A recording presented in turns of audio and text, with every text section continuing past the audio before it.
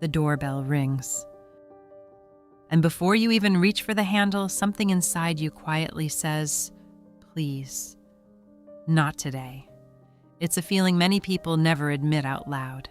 You don't dislike people, you aren't unfriendly, and you're certainly not heartless. Yet the thought of someone stepping into your space can feel strangely exhausting, as if they aren't just entering your home, but interrupting something your soul has been trying to protect. If you've ever felt guilty for needing that closed door, this video is for you. Today, I'll show you 4 symbolic objects. Choose the one that instinctively draws your attention. According to Carl Jung, we don't choose symbols by accident. The unconscious often speaks through the images we're drawn to before the conscious mind understands why. By the end of this journey, you'll discover the hidden archetype shaping your boundaries, and perhaps, for the first time, understand what your soul has been protecting all along.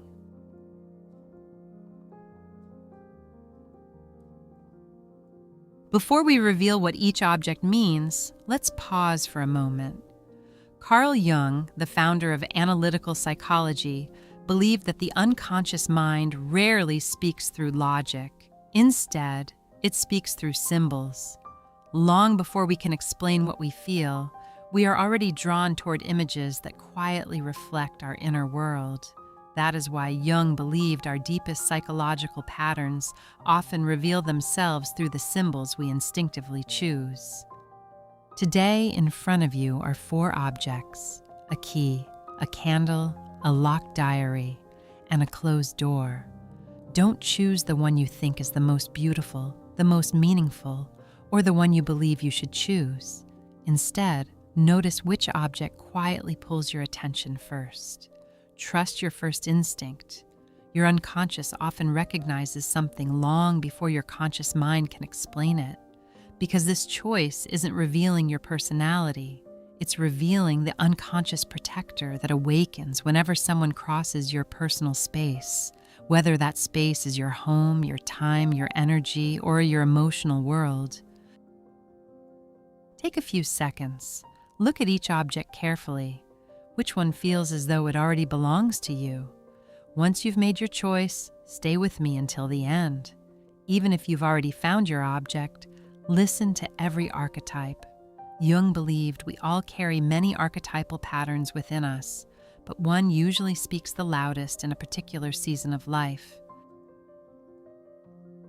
If your eyes settled on the key, you may belong to the most discerning archetype, the Gatekeeper.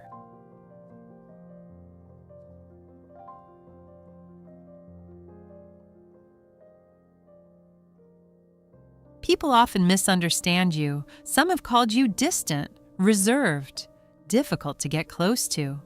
But beneath that impression lies a very different truth. You aren't keeping people out because you don't care. You're protecting access to something you've spent years carefully building, your peace, your energy, and the parts of yourself that deserve to be shared with intention, not expectation. According to Carl Jung, symbols often reflect the way our psyche protects what matters most. The key is not a symbol of isolation. It is a symbol of discernment. It asks a simple question: who has truly earned the right to enter? Somewhere along your journey, you discovered that unlimited access comes with a cost. Perhaps your kindness was mistaken for availability. Perhaps your boundaries were ignored. Or perhaps you simply learned that constantly saying yes left very little of yourself behind. So your unconscious adapted, not by building higher walls, but by becoming more careful about who receives the key. That is the essence of the Gatekeeper. Your greatest strength is your ability to protect what truly matters. When someone earns your trust, they receive more than your time. They receive your loyalty, your presence, and a version of you that is deeply authentic. You don't offer pieces of yourself to everyone. You offer your whole heart to the few who have shown they will treasure it. But every archetype carries a shadow. The Gatekeeper's shadow quietly whispers that opening the door is always risky. Sometimes it convinces you to lock doors that no longer need protecting, not because the world is still unsafe, but because an old wound still remembers what it felt like. Jung believed that psychological growth isn't about abandoning our boundaries. It's about becoming conscious of why they exist. So the question isn't, should I open the door more often? The real question is this boundary protecting my peace today, or is it protecting yesterday's pain? The gatekeeper's soul is searching for something rare, trust that is earned, never demanded. Not someone who forces the door open, but someone patient enough to wait until you choose to place the key in their hand. And when that happens, your boundaries don't disappear. They become something even more beautiful, a doorway that opens not from fear, but from wisdom. If your eyes settled on the candle, you may belong to the most introspective archetype, the Hermit.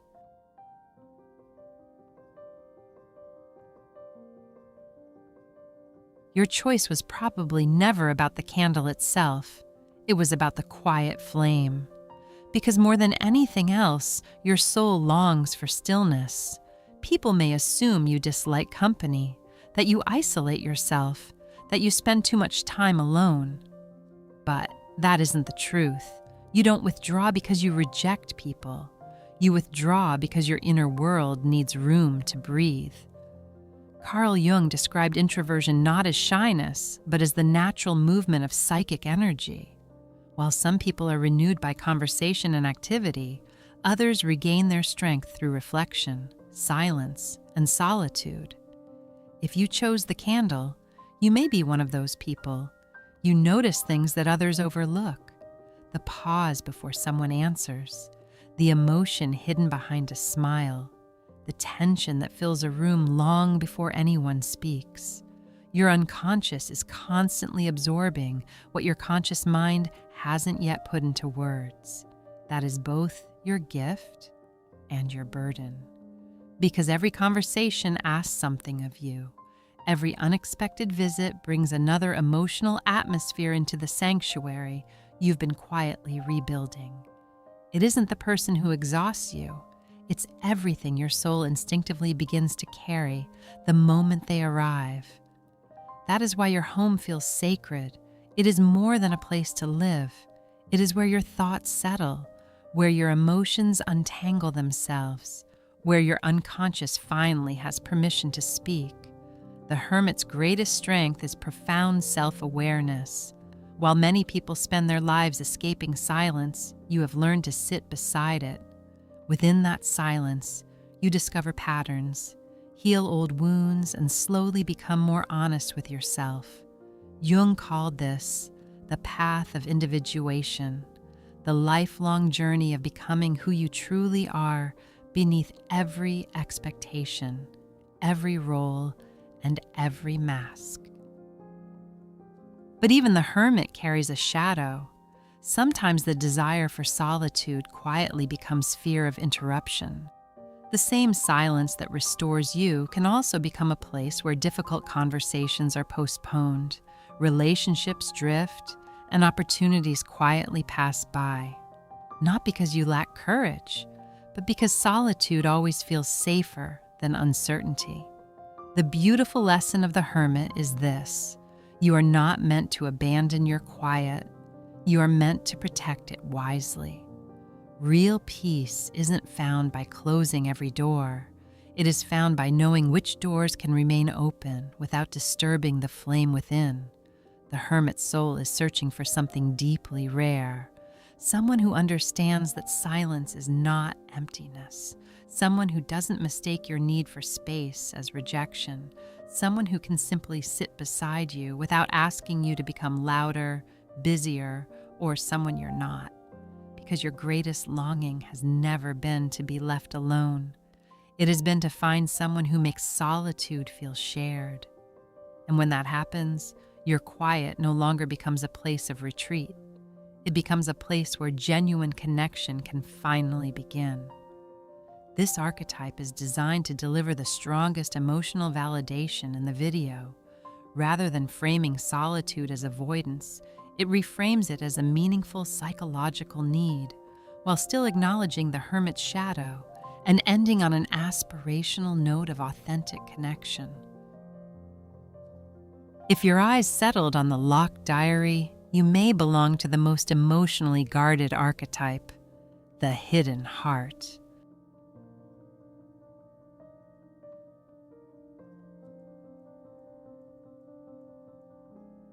Your unconscious may have recognized something precious, not secrecy, not distance, but something deeply personal that deserves to be protected. People may see you as private, quiet, difficult to read, yet beneath that calm exterior lives a rich emotional world that very few people are ever invited to see. Carl Jung believed that every person carries parts of themselves that remain hidden from ordinary view. Some belong to the shadow, the thoughts, emotions, and experiences we instinctively keep out of sight until we feel safe enough to acknowledge them. The diary is a powerful symbol of that hidden inner world. It doesn't exist to shut people out. It exists to preserve something that isn't ready to be exposed. Perhaps you've learned that not everyone understands your feelings. Perhaps you've discovered that some conversations leave you feeling misunderstood rather than known. Or perhaps you've simply realized that your deepest thoughts deserve thoughtful listeners, not casual audiences. So your unconscious responds in the only way it knows how. It protects what matters most. That is the essence of the hidden heart. Your greatest strength is emotional depth. You don't experience life at the surface. You notice meaning between words, emotions beneath expressions, and memories that quietly shape the present. While others may move on quickly, you reflect, connect the pieces, and search for what is true. When someone finally earns your trust, they encounter remarkable honesty and compassion, because everything you share has first been examined with great care. But every archetype carries a shadow. The hidden heart can begin to believe that staying protected is always safer than being understood. The lock that once preserved your inner world may slowly become a barrier that keeps genuine connection waiting outside. Jung reminded us that what remains unconscious continues to influence our lives until we gently bring it into awareness. Growth doesn't ask you to throw the diary open for everyone to read. It simply invites you to notice the difference between privacy and isolation, between protecting your heart and never allowing it to be seen. The hidden heart soul is searching for something beautifully simple, a place where honesty feels safe, a relationship where silence isn't filled with judgment, a person who treats your inner world with patience rather than curiosity. Because your deepest longing has never been to hide forever. It has always been to discover that the right person doesn't force the diary open. They simply remain beside you long enough for you to open the first page yourself. And perhaps that is what your unconscious has been waiting for all along. If your eyes settled on the closed door, you may belong to the most protective archetype, the guardian.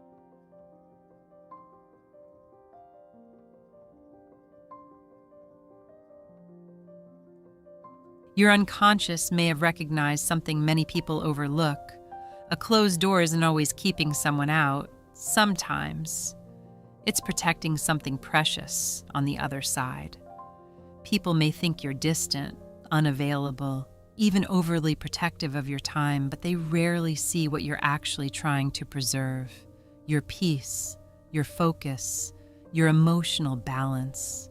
Carl Jung believed that every person needs a place where the soul can return to itself, a place where the mass of everyday life can finally be set down. For you, that place matters deeply. Your home is more than four walls. It is your sanctuary, the space where your thoughts settle, your energy returns, and your true self no longer has to perform for anyone. When someone arrives unexpectedly, it isn't simply an interruption to your schedule. It feels as though the quiet order you've carefully created has suddenly shifted. not because the visitor has done anything wrong, but because your unconscious senses that something sacred is being disturbed. That is the essence of the guardian. You instinctively protect environments where healing, rest, and emotional clarity can exist. People often benefit from the calm you create without ever realizing how much care it takes to maintain it. Your greatest strength is emotional steadiness. In moments of chaos, you become the one who quietly restores order. You think ahead, you notice what others overlook, you create safety simply through your presence. But every archetype carries a shadow. The guardian can become so focused on protecting peace that they begin protecting themselves from life itself. Sometimes you carry responsibilities that were never yours alone. Sometimes you become the one who keeps everything together while quietly wondering who is looking after you. Jung taught that individuation isn't about carrying every burden by yourself. It is about becoming whole. And wholeness also means allowing yourself to receive the same care you've so generously given to others. The guardian's lesson is not to abandon the door. It is to remember that strength also knows when to open it, not for everyone, but for those who arrive with respect instead of expectation, those who understand that peace is something to be shared, not taken. The guardian soul is searching for a place where vigilance is no longer necessary, a relationship where trust replaces constant watchfulness, a home where you don't always have to be the one protecting everyone else, because beneath your quiet strength lives a simple human longing to finally rest, to know that just for a little while, someone else is keeping watch. And when that day comes, the closed door no longer feels like a barrier.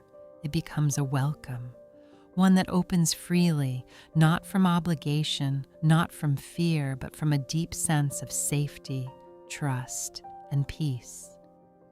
Perhaps you've already recognized yourself in one of these archetypes, or perhaps you've discovered that more than one quietly lives within you. Because Carl Jung believed we are never defined by a single archetype. They move, evolve, and rise to the surface at different seasons of our lives. The Gatekeeper protects trust. She reminds us that not everyone deserves immediate access to our inner world. The Hermit protects silence. She teaches us that solitude is not emptiness, but the place where the soul remembers its own voice. The Hidden Heart protects vulnerability. She reminds us that our deepest emotions deserve patience, understanding, and the safety to unfold in their own time. And the Guardian protects peace. She creates the space where healing, rest, and authenticity become possible. Different symbols, different strengths, yet each one is trying to do the very same thing, not to push people away, but to protect something your unconscious knows is precious. The question was never, why don't I like having visitors? The deeper question has always been, what part of me has been asking to be protected all along? Perhaps you began this journey believing it was about one simple question, why don't I like having visitors? But maybe the real question was never about the visitors at all. Maybe it was about understanding the quiet part of yourself that has been asking for space, peace, and protection. Carl Jung believed that the path of individuation, the journey toward becoming our true selves, begins the moment we stop judging our inner world and start listening to it. So the next time the doorbell rings and something inside you hesitates, don't rush to silence that feeling. Pause. Listen. Ask yourself, what is this part of me trying to protect today? Perhaps it is your trust. Perhaps it is your silence. Perhaps it is your vulnerable heart. Or perhaps it is the peace you've worked so hard to create. Whatever your answer, remember this. You are not cold. You are not antisocial. You are not broken. You are simply becoming more conscious of what your soul needs in order to feel safe, whole, and authentic.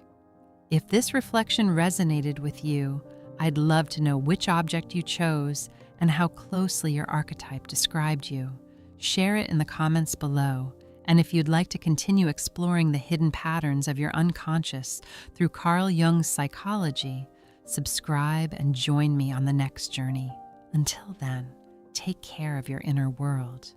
Because when you understand what your soul has been protecting, you no longer have to apologize for the boundaries that help you become your truest self.